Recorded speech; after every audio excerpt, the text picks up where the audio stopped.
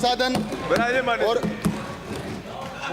मांग संख्या 45 वन व पर्यावरण पे आपने मुझे बोलने का अवसर प्रदान किया, उसके लिए मैं आपका धन्यवाद ज्ञापित करता हूं। जल बिन जीवन है नहीं, जल देता है प्राण, बड़ा शक्तिशाली है जल, करे सृष्टि निर्माण, करे सृष्टि निर्माण। इस अवसर पे मैं वर्मा जी की नगरी से आए हुए माननीय मंत्री जी को प्रणाम करता हूं।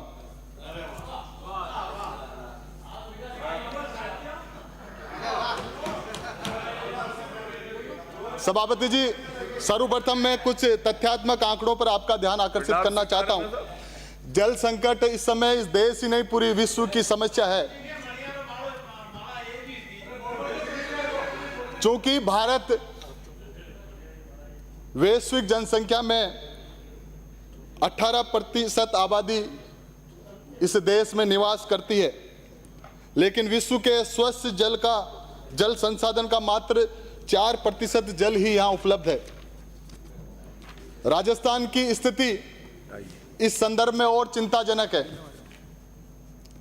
राजस्थान में देश की कुल सतही जल संसाधनों का केवल 1.16 हिस्सा व मात्र उपयोग योग्य 16.05 बिलियन क्यूबिक मीटर जल उपलब्ध है। जैसा कि नीति आयोग ने अपनी composite water management index report में बताया कि राजस्थान के 5 शहर जैसलमेर, बीकानेर, जोधपुर, अजमेर और जयपुर आज अत्यधिक भूजल दोहन के कारण खतरे में है। एनजीटी नेशनल ग्रीन ट्रिब्यूनल के अनुसार भारत में रोजाना 48.41 अरब लीटर पानी बर्बाद किया जा रहा है। वहीं दूसरी ओर 60 करोड़ लोग पानी की समस्या से जूझ रहे हैं। जल की बर्बादी न हो, इसके लिए यहाँ एक कहावत है। आदरणीय मंत्री महोदय जी, सभापति जी के माध्यम से मैं एक कहावत आपको कहना चाहता हूं। घी ढूंढिया मारो की न जासी, पानी ढूंढिया मारो जी बढ़े।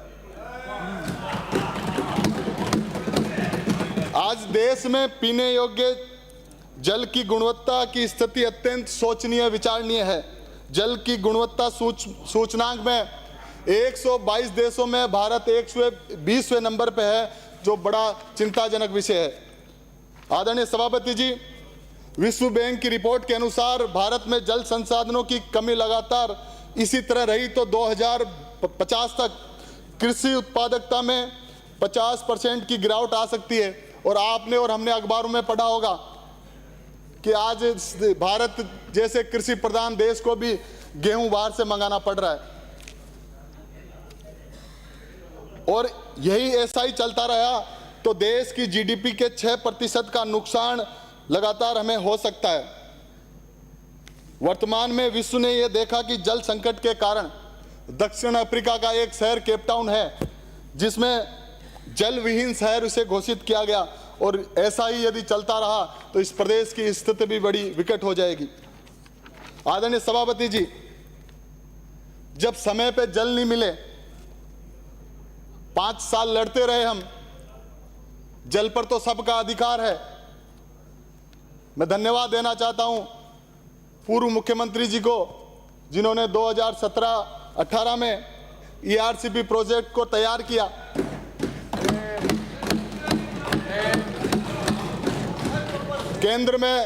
केंद्र में 10 बरस से मोदी जी की सरकार है।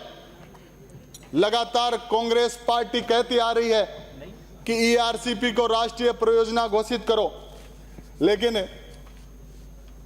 लड़ाई किस चीज की है?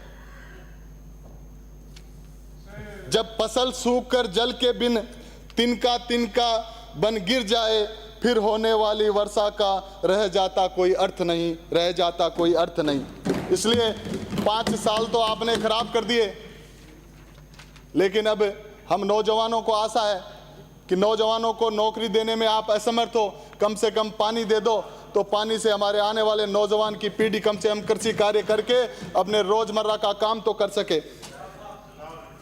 इन पंक्तियों के माध्यम से मैं सदन से मांग करता हूं कि जिस तरह हमारे पूर्वजों ने जल की महत्ता समझी और जोहड़, नाड़ी, तालाब, पोखर, बावड़ियां, टांके खंडीन इत्यादि का निर्माण कर जल संरक्षण पर ध्यान दिया, उसी तरह वर्तमान राज्य सरकार नई जल नीति बनाकर इस दिशा में उनको प्रयास करना चाहिए। आदरणीय सभापति जी, ERCP के MOU को आज 6 महीने हो गए। राजस्थान, मध्य प्रदेश, केंद्रीय जल शक्ति मंत्रालय के बीच क्या MOU साइन हुआ? सदन के साथ साथ पूरा प्रदेश जानना चाहता है, आखिर आपने किस पर्ची पे वहां साइन करके आए हो, पूरा प्रदेश जानना चाहता है। और सभापति जी, मैं आपके माध्यम से आग्रह करता हूं कि इस पे ERCP पे चर्चा होनी चाहिए। इस परियोजना का जल मेरे विधानसभा किशनगढ़ सहित अजमेर जिले की तमाम तहसील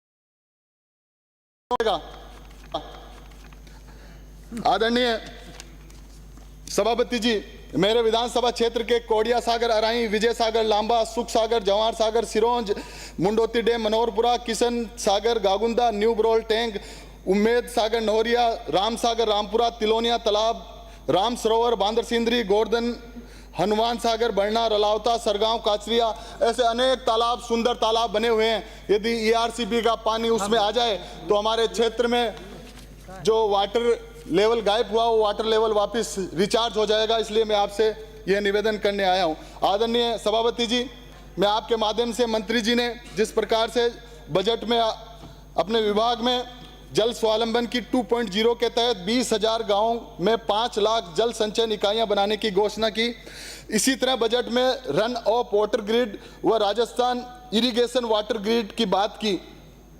मैं बीजेपी में और बीजेपी के साथियों को लंबे समय तक जानता हूं। इनकी कथनी और करनी में फर्क है। मैं कथनी और करनी में फर्क है। और मैं तो बड़ा खुश होऊंगा कि आपने जो बजट में दिया है, बजट में जो लिखा है, यदि उसका क्रियान्वयन कर दिया तो आप जैसा कुछ नहीं, सदन में खड़े होकर हम नौजवान आपको बधाई देंगे, शाबाशी देंगे। मैं चाहता हूं जल पर राजनीति न होकर सरकार घोषित योजनाओं को हितधारकों से संवाद कर योजनाओं का क्रियान्वयन करे। मैं सरकार से मांग करता हूं कि मेरे विधानसभा क्षेत्र किशनगढ़ में जो राज्य नई जल नीति बनाए उसमें रेन वाटर हार्वेस्टिंग सिस्टम, बूंद बूंद सिंचाई, नए बांध व एनीकट का निर्माण करे। औद्योगिक, जो मेरा किशनगढ़ सबसे बड़ा औद्योगिक क्षेत्र है, उसमें नए जल का पुनः चक्रण का कार्य करे। और साथ ही वन मंत्री जी बैठे हैं। वन मंत्री जी, मेरे विधानसभा क्षेत्र में मैं दावे के साथ कह सकता हूं, कभी किशनगढ़ आओ तो किशनगढ़ में हमारे मंदाड़ी चौराहे से खातौली सलेमाबाद की आप रोड को देखो, उससे सुंदर रोड यदि इस राजस्थान की कोई रोड हो तो आप कहे वो करें। उस सुंदर रोड पे दोनों तरफ नीम के वृक्ष लगे हुए हैं। निम्बारकाचार्य का पीठ है, कल गुरु पूर्णिमा थी, मैं उनके चरणों को वंदन करता हूं। और उस तरह की के रोड का प्रोजेक्ट हमारे किशनगढ़ विधानसभा क्षेत्र में हर रोड के दोनों तरफ आप पेड़ लगाने का काम करें, वृक्षारोपण का काम करें, तब जाकर सही रूप से हम पर्यावरण का संरक्षण कर सकें। सरकार में बजट में घोषित RTDS real time data acquisition system को शीघ्र लागू करें। आदरणीय अध्यक्ष महोदय, मेरा मूल विषय मैंने अध्ययन किया है, PhD की है, मेरा रिसर्च विषय तो अब आया, ये तो किसानों के लिए जल की बात थी। 2 मिनट बात पूरी करें। सभापति जी, मैं जिस किसान परिवार से आता हूं और किसान इस ना केवल किशनगढ़ का, इस अजमेर जिले का किसान क्या मांगता है। किसान सड़कों पे यदि अपनी हक की आवाज उठाता है तो वहां आप लाठियां चलाते हैं। किसान की आंखों में जो आंसू आते हैं वो आपको दिखते नहीं है। किसान पानी मांगता है तो आप लाठियां चलाते हैं। किसान MSP पे अपने अब जिन्स की खरीद मांगता है तो आप उनकी तरफ देखते नहीं हो। लेकिन जनता ने इस बार 400 की जगह 240 पर लाकर आपको एक बार का तो कम से कम रास्ता दिखाई दिया। मुझे उम्मीद है कि कम से कम थोड़ा अहंकार टूटेगा। अध्यक्ष महोदय, पर्यावरण से हमारा जीवन पलता है, वही प्रदूषित होता जा रहा पर्यावरण। 5 जून को हमेशा हम विश्व स्वास्थ्य संगठन के द्वारा आयोजित 5 जून को पर्यावरण दिवस बनाते हैं। लेकिन पर्यावरण दिवस बनाने के बाद हमारी जिम्मेदारियां खत्म नहीं हो जाती। आज मुख्यमंत्री जी कह रहे हैं कि मां के नाम 10 पेड़ लगाएं, लेकिन पेड़ों की रखरखाव कौन करेगा, उनको पानी कौन देगा, इस पे भी हमें विचार करना चाहिए। बड़े बड़े कल कारखानों का जो निकलने वाला जो अपशिष्ट पदार्थ है वो लगातार हमारे पानी को दूषित कर रहा है, और वो पानी आज हमारे नौजवानों में कैंसर और अनेक प्रकार की प्राणघातक बीमारियों को लेकर आया है। आदरणीय अध्यक्ष महोदय, मैं थोड़ा आगे ले लेता हूं। पर्यावरण का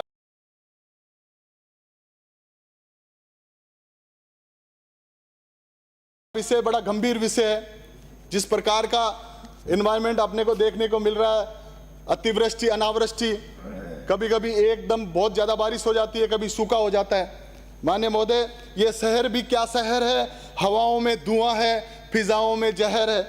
हमें इस पंक्तियों पर चिंता करनी पड़ेगी, क्योंकि बड़ी मासूम सी है ये जिंदगी मेरी, शहर में रहूं और गांव भी चाहिए, बस बैठा रहूं ऊंची इमारतों में मैं, पेड़ों को काटूं और छांव भी चाहिए, और छांव भी चाहिए। मुझे लगता है ये विषय जन जागरण का विषय है। ये विषय प्रत्येक यहाँ के सदस्य के लिए एक बड़ा चुनौतीपूर्ण विषय है कि हम हमारे क्षेत्र में जाके वृक्षारोपण करें। हमारे क्षेत्र में जो अनेक प्रकार की समस्याएं आ रही है, उन समस्याओं से मैं आपको अवगत कराना चाहता हूं। किशनगढ़ में औद्योगिक इकाइयों की अधिकता के मद्देनजर सतत परिवेशी वायु गुणवत्ता प्रबंधन केंद्र की स्थापना की जाए, राज्य की नई पर्यावरण नीति बनाए और उसमें जिलेवार एक्शन प्लान तैयार किया जाए, ताकि आने वाली पीढ़ी को संपोषीय वातावरण हम दे सकें। आपने मुझे सभापति पूरा समय दिया, सुना, उसके लिए मैं आभार प्रकट करता हूं। धन्यवाद। जय हिंद।